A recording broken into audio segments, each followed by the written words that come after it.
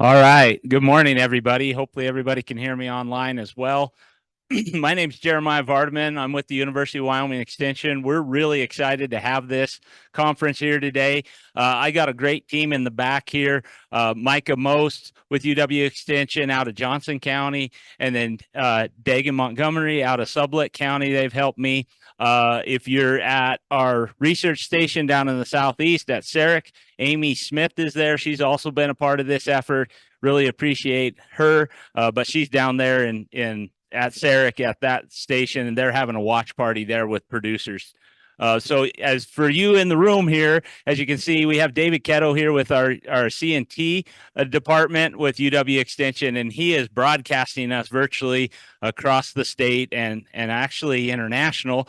I believe our farthest participant is in Canada that I'm aware of. So Jack, if you're on, really appreciate you joining us from Canada. So this has gotten this is great. I'm excited about this. I think it's good topics. Everybody's been very interested. A lot of conversation already through email. So we're going to get into some good conversation today, I hope. So if you are online, be typing your questions into the chat box. Also type in if you have any problems, if you can't hear us or anything that way, and we'll do everything we can on our end to get that resolved. But we're going to have a period at the end of the day where it's just question and answer. We're going to bring up our speakers and put them in chairs up here, and you guys just get to pelt them with all your questions and just feed them to the wolves a little bit. But so we'll try and bring that in off of virtual as well. So if you can put your questions in the chat box, we're not going to save questions for the very end, right? But that's just a really good time for you to interact with the presenters and get your specific questions addressed as much as we can. And of course, outside of that, we probably might need to have further conversations in the hallways or that. But I'm really glad that everybody could make it here. We're going to have a great time here. I don't know what everybody's going to do at home, but we got coffee and water in the back. At break, we'll have some snacks, and then we'll have lunch laid out there in the back. So we're going to be self-contained in this room, but by all means, feel free to go out, check your cell phones and all that as you need. But they'll bring in lunch and everything. So we'll be in here. It'll be a great time. We got a really good lineup here. Everybody should have got a book. If you are in the room here, if you're virtually, these were emailed out to you as a PDF. So hopefully you have access to that. If you didn't, email me or text me, and I'll see if I can try and get them to you in a different capacity. But as you can see, if you flip into the first page, that's a list of our topics. And on there, if you note, there is a page number. And that page number, hopefully, if I could count right, refers to where in the book is the presentation. So you should be able to find the presentations and follow along, take notes as you want. These are your books, take them home. If you flip to the back, I think it starts, let's see, page 104. There is some soil analysis, and we're really happy and appreciative of Stukenholtz Labs for pulling some soil analysis for us. So what we did is we went around the state, I believe it was 4 counties, and we got soil samples from different fields within 4 counties in the state, different cropping systems in those soils, split those soil analysis, and we sent them to Stukenholtz. They analyzed them for us. So if you wanted to look at them and see what those analysis look like, our presenters might also utilize these in their presentation, so they'll tell you where to flip to, but if they're looking for that.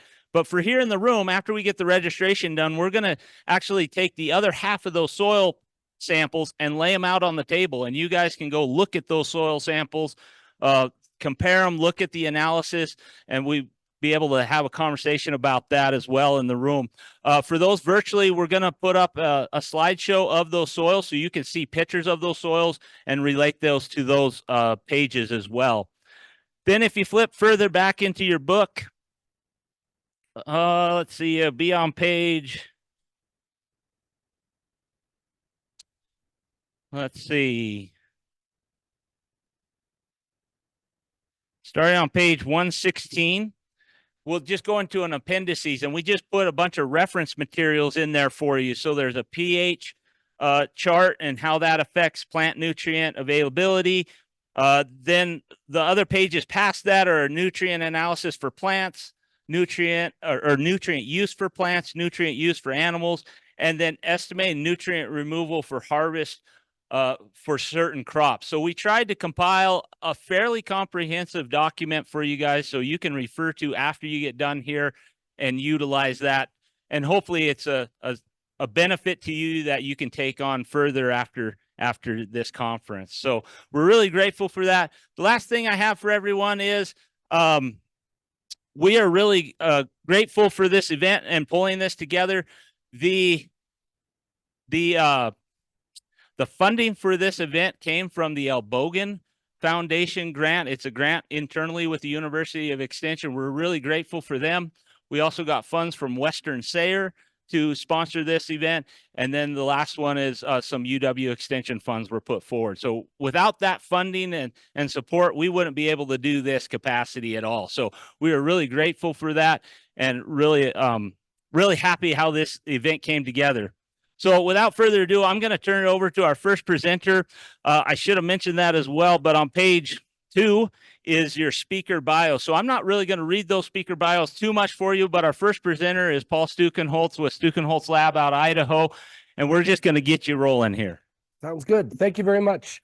Can everybody hear me all right on the microphone with this? Looks pretty good. All righty. So thank you. And Paul Stukenholtz out of Stukenholtz Laboratory in Twin Falls, Idaho. The majority of our business is in the Intermountain Great Basin area, dealing with irrigated agriculture, calcareous soils, saline alkali soils. And so this is exactly the ballywhack that we work in. As a first presenter, my goal here was to give a framework that many other things are going to be hung on. So the overall introduction to soils, calcareous soils, saline alkali soils. And there's many topics we're going to hit briefly now and then later, either later today or tomorrow, go into a little bit more depth on that.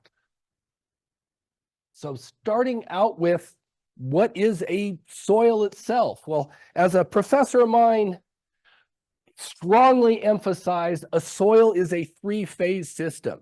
It consists of the solid, the liquid, and the gas. The solid part has both mineral, sand, silt, and clay, and organic material. The liquid is water and stuff dissolved in the water, which is the soil solution. And then of also great importance is the gas part of the soil. It's mostly nitrogen, just like the atmosphere that we breathe, but the real important parts to us are the amount of oxygen and the amount of CO2 that's in the soil. Furthermore, technically, creatures living in the soil aren't part of the soil, but they are very important to things that happen in the soil. So we'll be talking about creatures and other microbes that are in the soil itself. If you look at the volume of a soil, typical farming soil, about half that volume is void space. About half the volume is either mineral or organic matter. At field capacity, which is the amount of water in the soil that the soil can hold against the forces of gravity, about half of that void space is water and about half that void space is air. So you'll hear different fractions of how much of soil is mineral, for example, depending on whether they're talking about the volume or the weight, since obviously the void space doesn't weigh much of anything. So the mineral part of the soil is either about half the soil or almost all the soil, depending on whether you're looking at the weight or the volume. The mineral part of the soil then has three major particles: sand, silt, and clay, and anything larger than 2 millimeters, which is a number 10 sieve, is considered rock, not technically part of the soil. If we look at those numbers graphically, you can see that sand is much larger than silt and clay. Coarse sand's quite large, fine sand smaller, silt would be this big, and clay would be that one little particle, that one little pixel.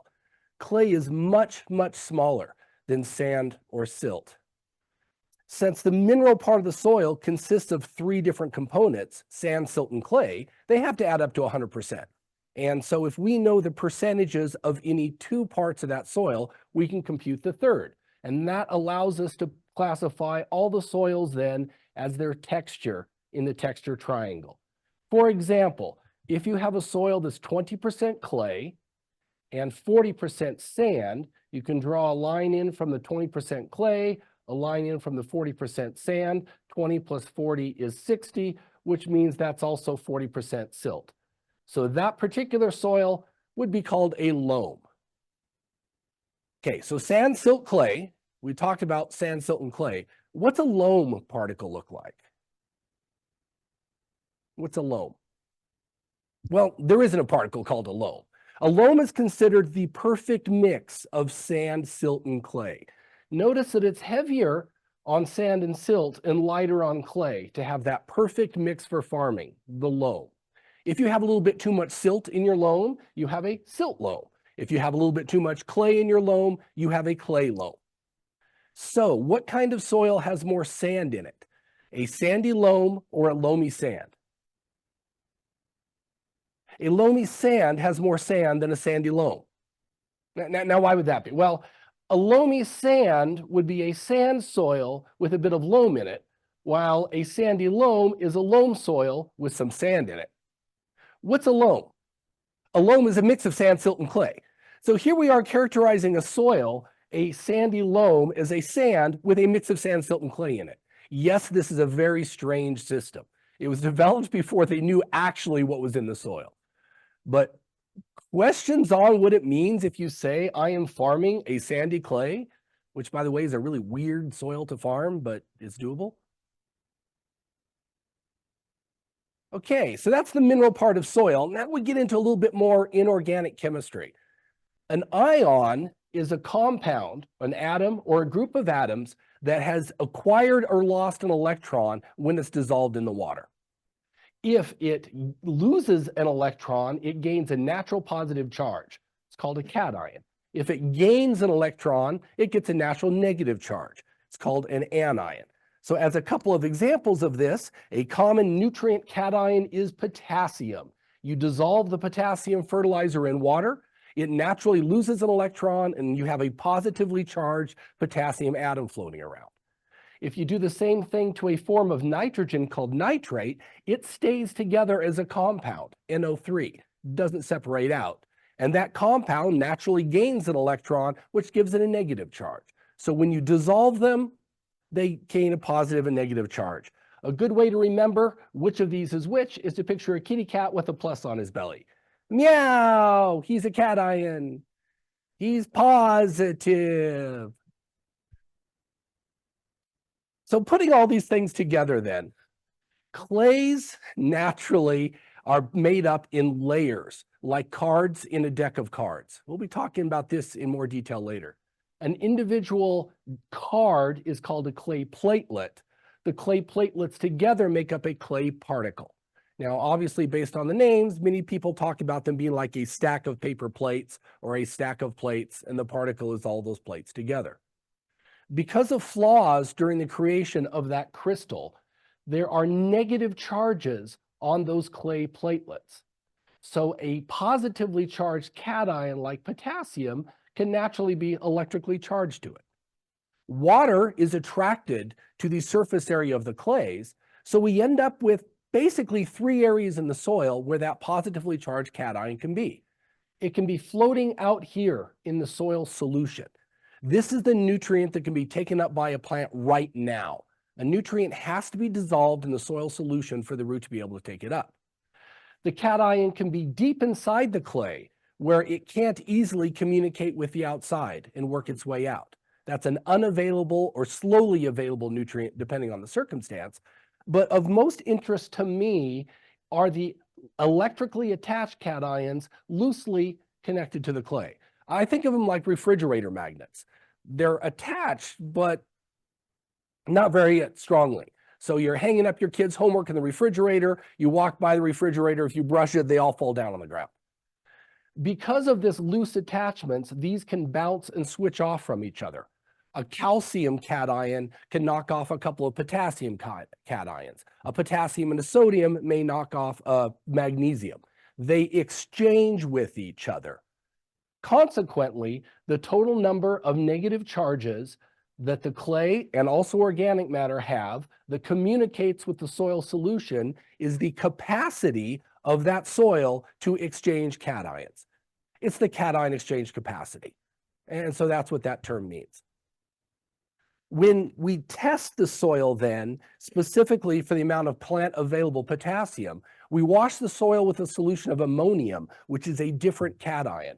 That knocks off all of the potassium that you see surrounded here.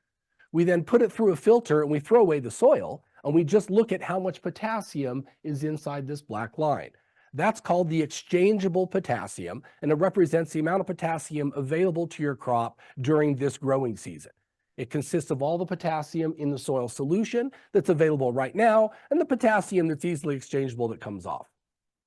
Especially during the winter, when there's freezing and thawing and wetting and drying cycles, potassium that's inside the clay can slowly work its way out and recharge that potassium that's in the exchangeable form. Questions on that? Yes. Clay platelets ever come apart? Yes. The question, do the clay platelets come apart? Yes. It's called a deflocculated or a dispersed soil, and it becomes a real serious issue with high amounts of sodium and high amounts of potassium. And actually, a great deal of what we'll be talking about today is specifically how to keep those things where they should be. It's a very important point. Yes.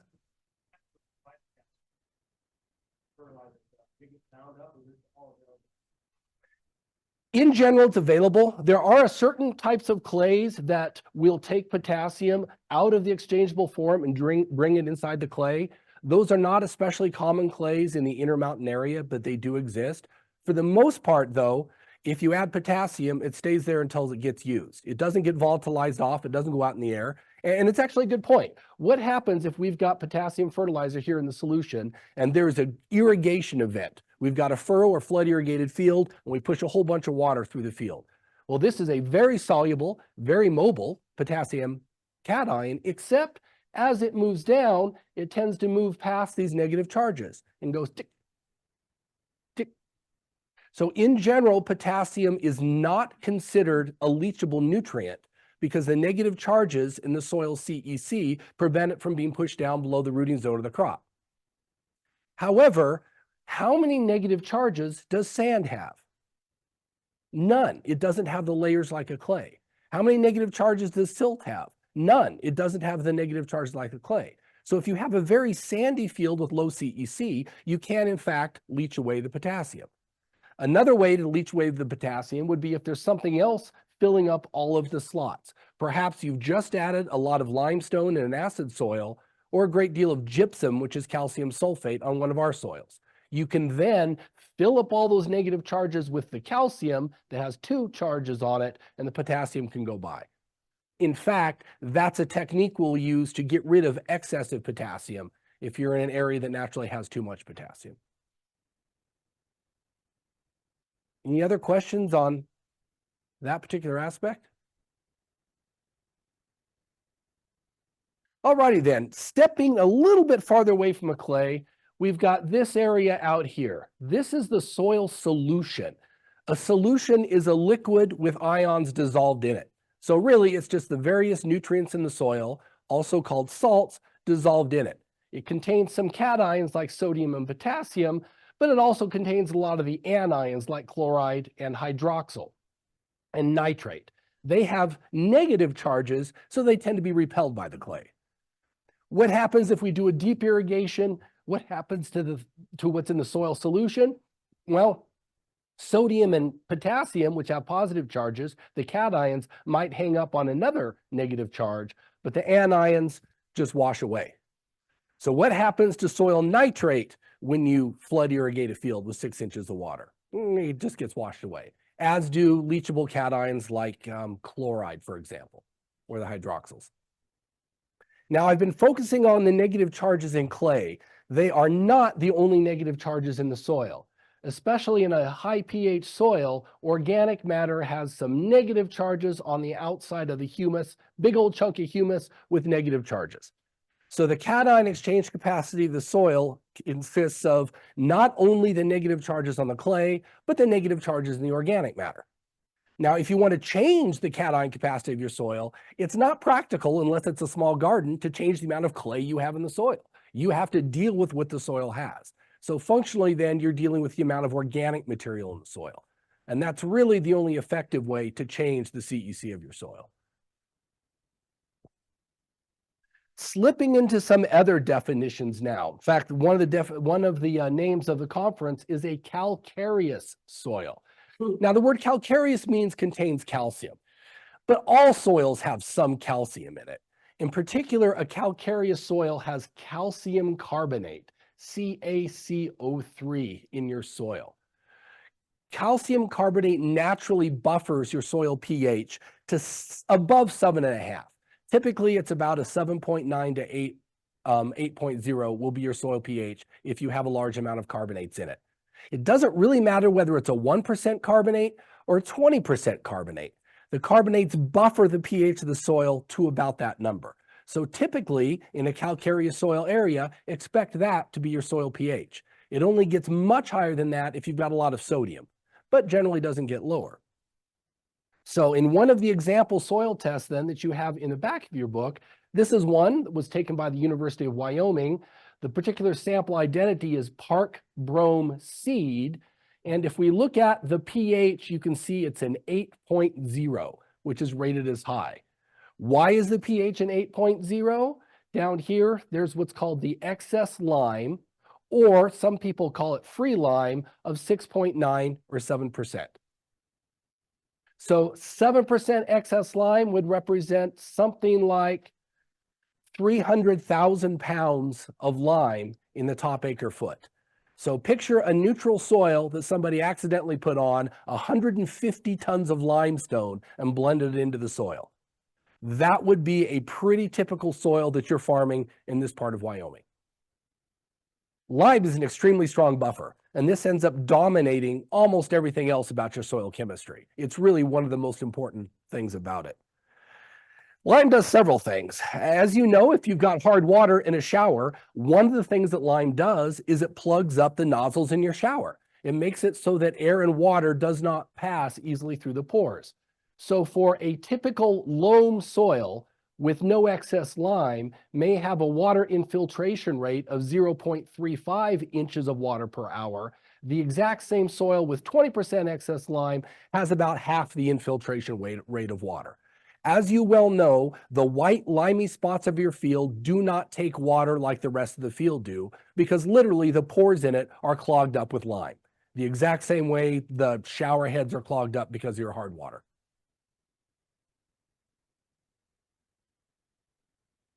The soil pH has a lot of effects on the nutrition part then.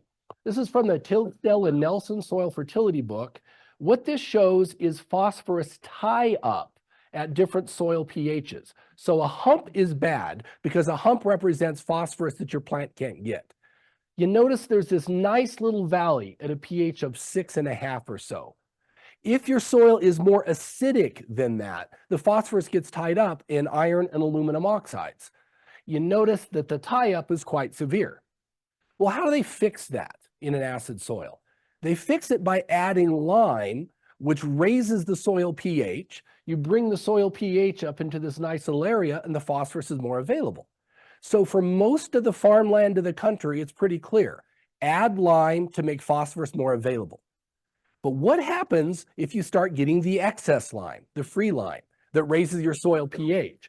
Now your soil pH moves this way and your phosphorus gets tied up as calcium phosphates. And we'll go into this in much more detail later this morning. But lime, adding more lime in a high pH soil does the opposite. It ties up phosphorus and it reduces your phosphate availability. And so it's one of the real issues dealing with these soil pHs is many of the things that you read in books are literally backwards for our soils than what they are for, say, 80% of the soils in the country.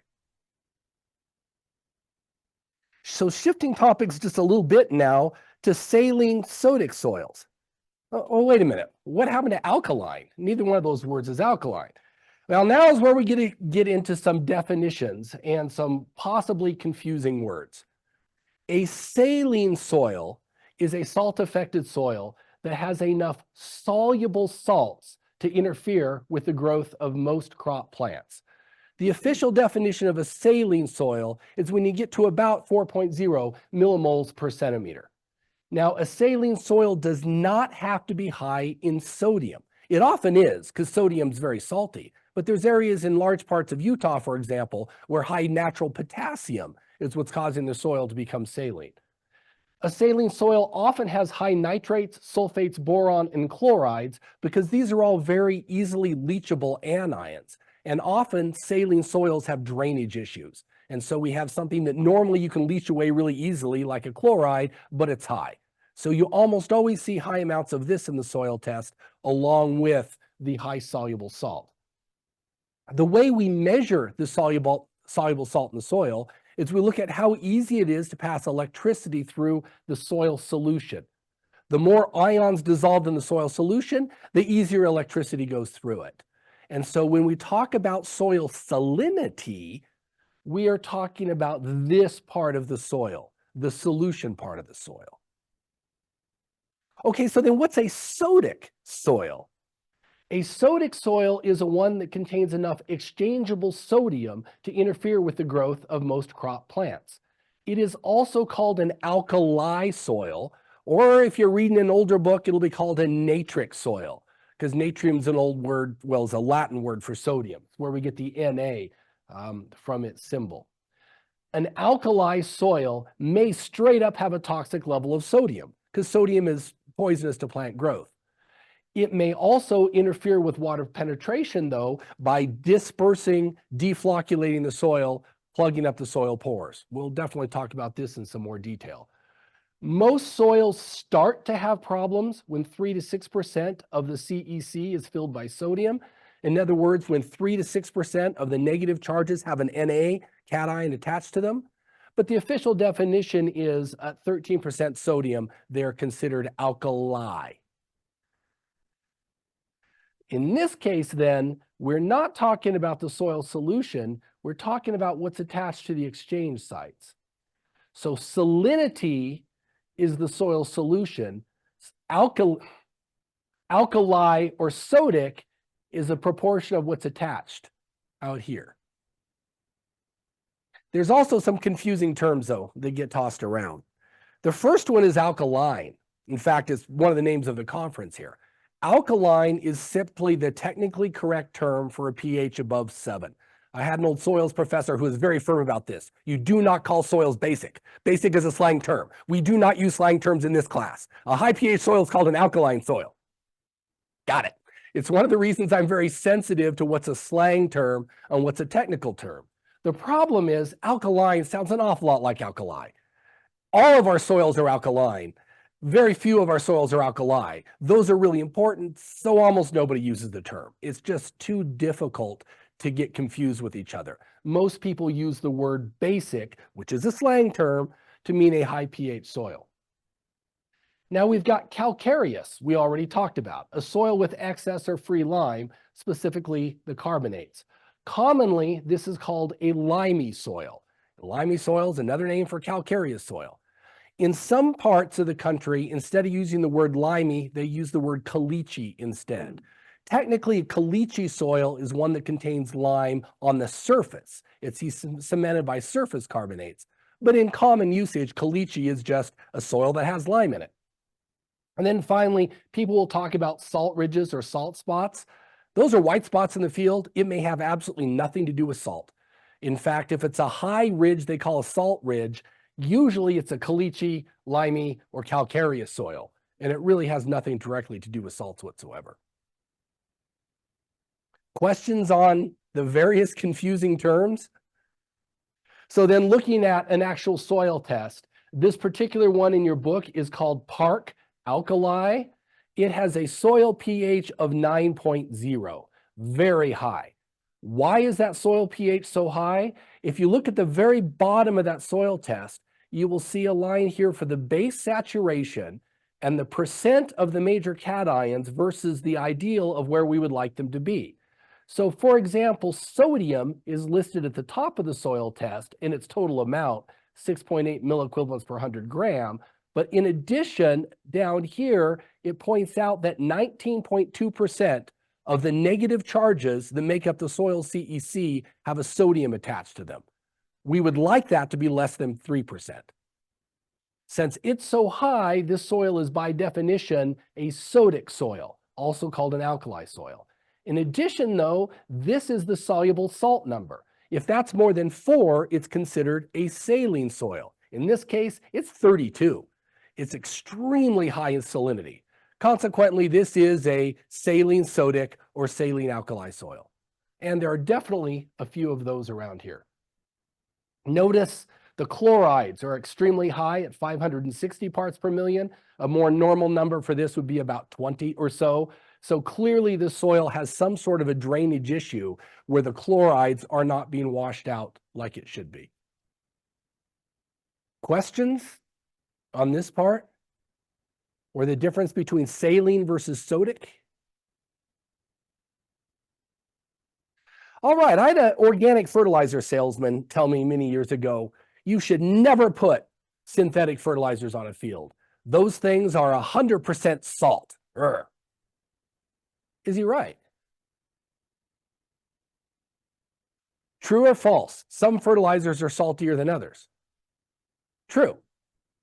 So if all the fertilizers are 100% salt, how can you have some 100% salts that are saltier than other 100% salts? That literally makes no sense. And the answer is they're using the word salt a little bit differently.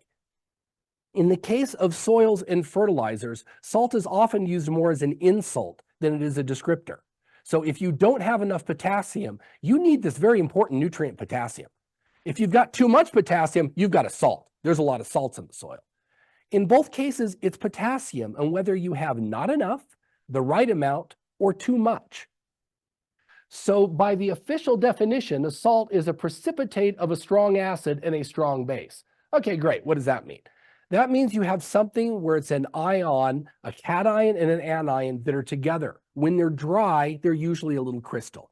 When you dissolve them in water, they break apart into their separate forms. That is a salt. So the most commonly thought of one is table salt, sodium chloride. When it's dry, it's a little crystal. You put it in water, it breaks apart, and you've got a sodium cation floating around and a chloride anion floating around. However, it's not the only salt. Morton light salt, for example, is half of what we can think of as OO60, potassium chloride. You dissolve it in water, and you've got potassium and chloride. The gypsum, which is really non-salty at all for a salt, will break into calcium, a cation, and sulfate, an anion. Even the very, very non-salty monoammonium phosphate, more commonly known as 1152, when you dissolve it in water, breaks into an ammonium and a phosphate ion. Technically, all of these things are salts, but some of them are saltier than others. Questions or comments on that? Okay, remember, the cations are the cute ones. So looking back at soil salinity then, it's measured by looking at the electrical conductivity of a soil saturated paste or another combination of soil and water. Because salinity is only defined for a soil that has water in it, we always dry a soil down and take it up to a certain moisture level to get a certain salt level. The most common that you read about when you're looking at plant tolerance levels is called a saturated paste, where you add enough water to a soil until it's glistening on top. More commonly, a lab will add a certain amount of water to the soil, like a 1-to-1 or a 2-to-1, where they will put the same weight of water to soil or twice as much water to soil, and they will measure the salinity of that. Either way, though, you will get different numbers depending on exactly how much water is added to the soil. Millimoles per centimeter are the traditional English unit for salt. They are the same thing as the metric unit decisiemens per meter. So fortunately, whichever your lab is reporting, the numbers are equivalent. We don't have to do any kind of conversion. The one issue is that the decisiemens per meter is also not technically an SI number that you need to use when reporting research. So occasionally you will see a Siemens per meter, which is 10 times lower than the decisiemens per meter. It doesn't show up very much. Why is this important? Well, when you irrigate a field, water comes down through the soil and naturally goes into a plant. But once the soil is at field capacity and that extra water has drained away, now there's a matrix potential in the soil that's holding water against the force of gravity. In order for your plant roots to take that water, to extract it from the soil, it needs to make a saline potential in its root to bring the water in. Essentially, it makes the root saltier than the soil next to it, so it can absorb water. What happens if the soil itself is salty? Because you've got these sodiums floating around in it. Well, now the plant can't extract it. If the sodium gets high enough, the water will actually go backwards and it'll suck water out of the plant and you'll watch it just completely drop down. How much salt does it take to do this? If you raise this crop at this salt level for its entire lifespan, for its entire root depth, you will have a 10% yield loss. If you raise this crop at this salt level for its entire lifespan, its entire root depth, you'll have a 50% yield loss. So how high of salt is bad? Well, let's just say your soil salt level is about a 3 millimoles per centimeter or decisiemens per meter. A 3 would be about a 40% yield loss on dry beans. Dry beans are very salt sensitive. It would be about a 10% yield loss on alfalfa. Alfalfa is better. And barley wouldn't have a yield loss at all. Barley has no problem dealing with that. So plants vary widely in their susceptibility to high salts. And one good way to deal with a saline field is to raise a more salt-tolerant crop. Now, as a warning on this, every crop is more salt sensitive when it's germinating, the seed is tiny. So sugar beets are a pretty salt-tolerant crop, but not when you're trying to get the stand established, not when it's a little tiny sugar beet that's trying to germinate. So you probably need to get the salt, you need to get the salt level lower than this in order to get a good stand established on your sugar beets. And then after that point, they are fairly salt tolerant. So where did the salt come from? Was the organic fertilizer salesman correct? Was it you're putting it on in the form of fertilizer? Yeah, partially. If we look at an example of a dry fertilizer program on alfalfa, this farmer put on 300 pounds of 1152 and 200 pounds of 0060, a potassium fertilizer. All fertilizers are marked by the percentage of nitrogen, P2O5 equivalent, and K2O equivalent in the fertilizer. So these three numbers mean 11% nitrogen, 50% P2O5, 0% K2O. This is 0% nitrogen, 0% P2O5, 60% K2O. We'll be talking about those just a little bit more. Because the potassium dissolves so much better than the phosphate does, that fertilizer has what's called a higher salt index. You take the amount of fertilizer, you multiply it by the salt index divided by 100, and you get what's called the sodium nitrate equivalent, which is just a standard for saltiness. It tells you how much adding that fertilizer increases the soil soluble salts. Both of these are 100% salt by definition, but man, the potassium raises the soil salt level much more than the phosphorus does. One way of interpreting this is this fertilizer program puts about 300 pounds of soluble salts into the soil solution. So, questions on that? If we wanted, yes.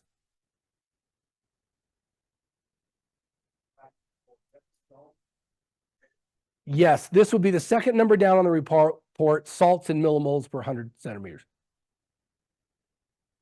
So just to give you an example of a higher input crop, this will be a hypothetical potato crop where the entire fertilizer program is done with dries. Not typically done this way, but it could be. They put on 500 pounds of ammonium sulfate, 500 pounds of monoammonium phosphate, 500 pounds of 0060, 200 pounds of urea. You multiply each of these by the respective salt index. Notice that the potassium fertilizer is high, the phosphate fertilizer is low, and the nitrogen fertilizers are in between those two. Put those together then, you end up with the sodium nitrate equivalent of 1,210 pounds. So yes, this fertilizer program put a half a ton of salts into the soil solution. So the organic fertilizer salesman is right. That's where our salts come from. Except not most of them. Let's look at a typical snowmelt type irrigation water. It has a salinity of 500 micromoles per centimeter, which then, assuming a typical mix of what's dissolved in it, would give us 864 pounds of soluble salt per acre foot of water. If you apply 2 acre feet of water to that crop, then you're putting on 1,700 pounds of salt, even on a fairly pure snowmelt water. If we have a more typical tailwater, you've got a 1,500 micromoles salinity, 2,600 pounds of soluble salt per acre foot of water, and that'd give you 5,200 pounds of soluble salt per acre per year. It's all about the water quality. And a typical water quality in this part of the Wyoming, you're putting on somewhere between 1,700 pounds and 5,000 pounds of soluble salt per acre per year in your irrigation water. That is where the majority of our salts come from. This actually isn't bad. There's places in, say, Delta, Utah, for example, where they'll put on 2 to 3 times this during a year. So definitely, it's all about the water from a salinity standpoint. What do you do about it? Well, how do you fix a soil that's high in salts? In order, you must establish good drainage. There's 2 ways of looking at this. One is the water table has to be low enough that water doesn't percolate upwards, evaporate from the soil surface, and leave the salts behind. Another way to look at it is if we leach the salts down below the rooting zone, we have to have a deep enough depth to leach those salts to, and they're not going to go any deeper than your water table. Either way you look at it is fine. You need to be able to move the water so it can carry the salts past that and then get rid of it. This may mean you need tile drains, drainage ditches, or ripping up clay layers and plow pans. Then you deep irrigate with good water to leach away excess soluble salts. At this point, soil amendments may be very useful. You have to get water through the soil to get rid of the salts. If the salts are very high that you have a high enough sodium, you can have a problem getting water through the soil. So this is where soil conditioners, polyacrylamides, humic and fulvic acids, soil water penetrants can be really helpful for fixing the problem. Sometimes I've seen them advertise this product gets rid of salts. They do not, at least not a significant amount, not enough to fix your issue.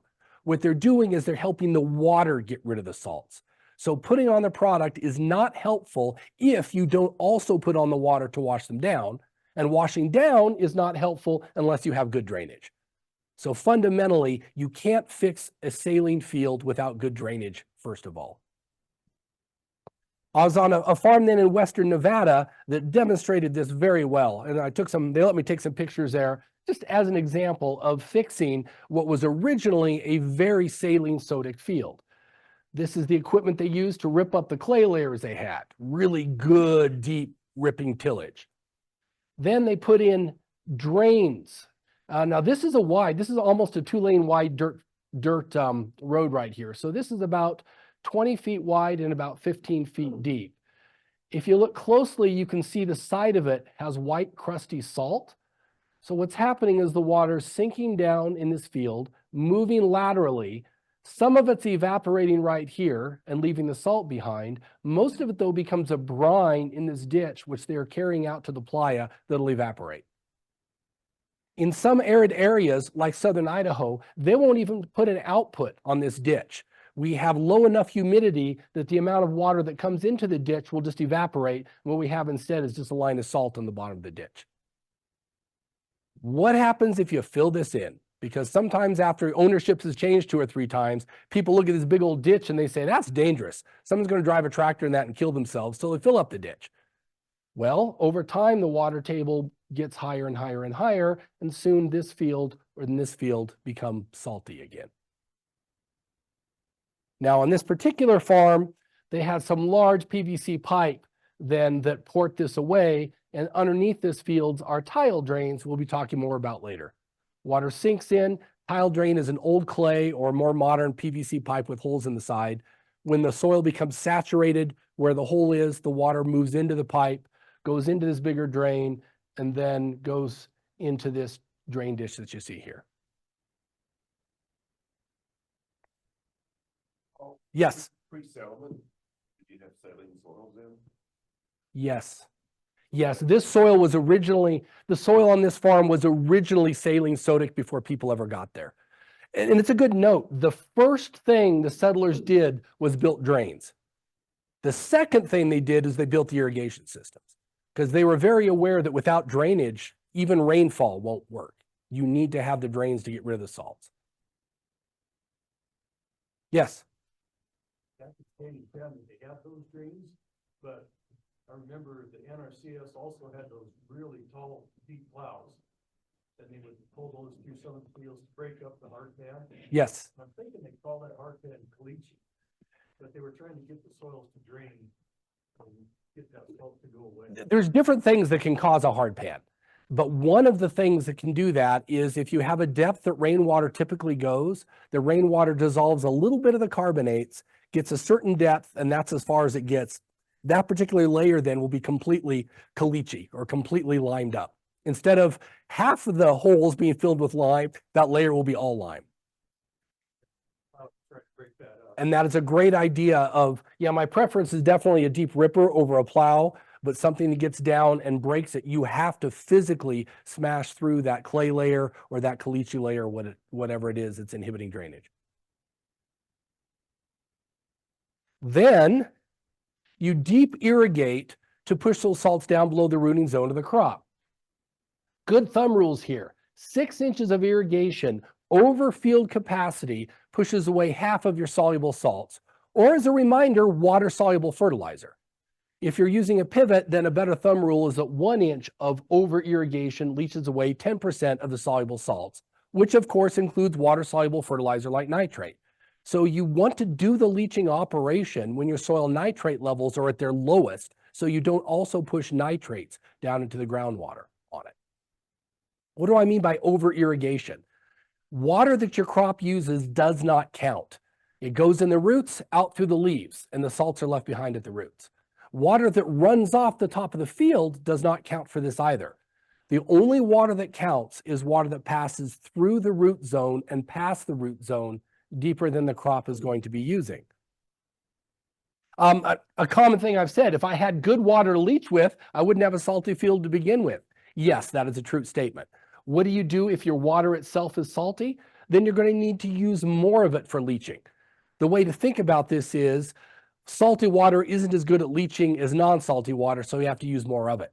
Well, doesn't that mean I'm going to be putting more salt on my field? Yes, it does. And there certainly gets to a point where your water is salty enough that no amount of leaching can keep up with it. This is why we can't use ocean water as irrigation water, for example. So what that gives us then is something called the leaching fraction or leaching requirement. This is the percentage of water that must be leached below the root zone in order to keep your soil salt level constant. In this area, with your salinity of somewhere around 1,000 micromoles per centimeter, you're at the low end of this, about a 10% leaching requirement. What this means is you're going to have to use about 10% more water than the crop is consuming. You're going to have to apply in order to keep your soil salt level constant. Does this mean you over irrigate by 10% every time? No. It means as you look at your entire irrigation cycle, you have to have the 10% extra. Rain and snow you get through the winter is great for doing this. That may be enough to keep your soil salt level constant all by itself. As the salinity of your irrigation water goes up and your leaching fraction goes up, you're probably in a situation where you're going to have to deliberately leach on purpose to keep your salt level down low enough. When do you do that? Well, most irrigation systems aren't designed to over-irrigate in June, July, and August. So functionally, that means you have to do it in the late fall or early spring. Early spring seems to work best for established forages like alfalfa and grass, and late fall seems to work best for other crops. Questions on that? Real quick then, talking about the problems of sodium. We'll go into this in more detail later. Sodium is directly toxic to crop plants. If you have an exchangeable sodium percentage, effectively your base saturation of 20%, most crops you'll have about a 50% average yield loss. In addition, sodium is a contributor to soluble salts because sodium is very salty. And it makes your pH go quite high, which itself may be a problem. But fundamentally, what we'll spend our time talking about is that sodium deflocculates, it disperses the soil, clogs up the soil pores, makes it so water doesn't penetrate, and your crop suffers because it doesn't have enough water.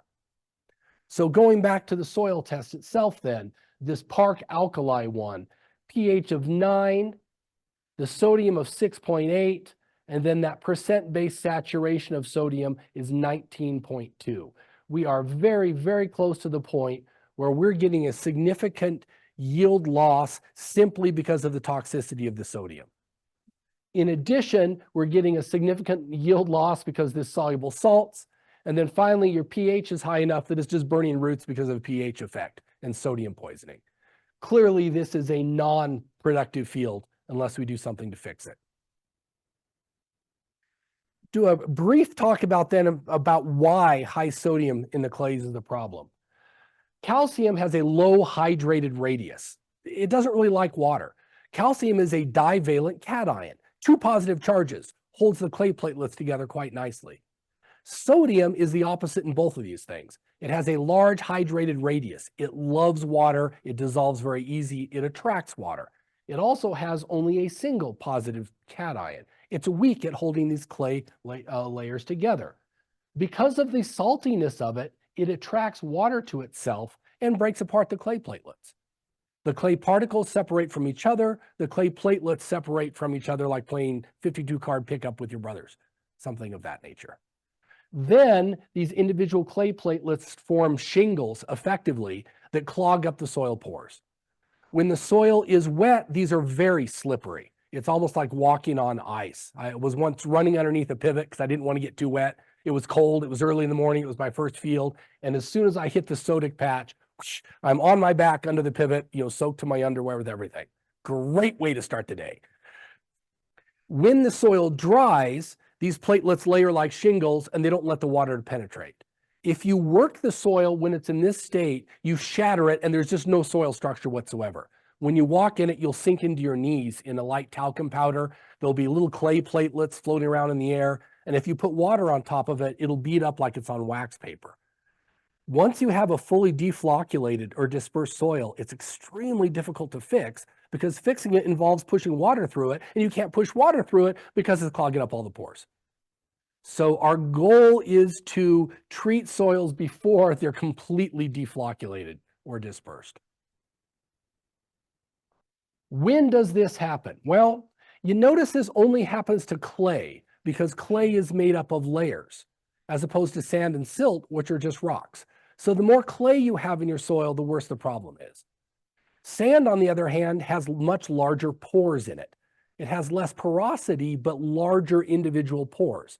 So it's harder for clay to plug up a sand. If you've got a sandy field, you can farm it with a higher sodium level than a clay-heavy field.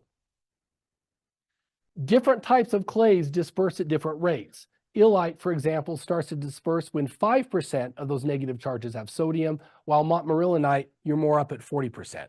So the exact clay type that you have in the soil ends up making a difference also. So fundamentally, what does this mean?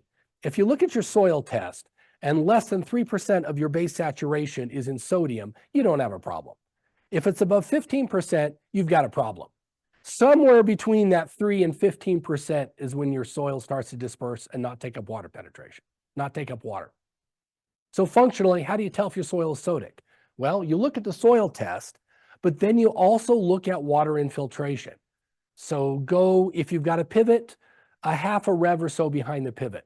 What you will often see is a spot in the field where the alfalfa is 6 inches, 9 inches tall and growing well. And you push down a soil probe or a shovel and it goes down quite easily. You go 10 feet over here and the alfalfa is 1 inch tall and you push the probe and it doesn't go down at all. That spot is more sodic and the water's not penetrating and you've got localized runoff. The water's moving from here to 10 feet over there and then it's sinking in. As the soil becomes more and more sodic, the bad spots get bigger. If you start to fix the soil, then the bad spots get smaller. It's very rare that you've got this nice even field where it's all sodic and non-sodic together. What you really have is bad spots that get bigger or smaller. Questions on that? Okay, then once again, we'll hit this in a little more detail, but fundamentally, what we're going to do in order to reclaim the sodic soils is we're going to add a source of calcium, which generally is gypsum lime or elemental sulfur, which effectively produces calcium by dissolving your soil lime. Then the extra calcium pushes the sodium off into the soil solution and you deep irrigate and you rinse away the extra sodium. What happens if you don't deep irrigate and rinse away the extra sodium? Then it just stays there and you've still got the problem. Which means in order to fix a sodic field, you have to be able to have good drainage once again. And we're back to the issues that we had with the high saline fields.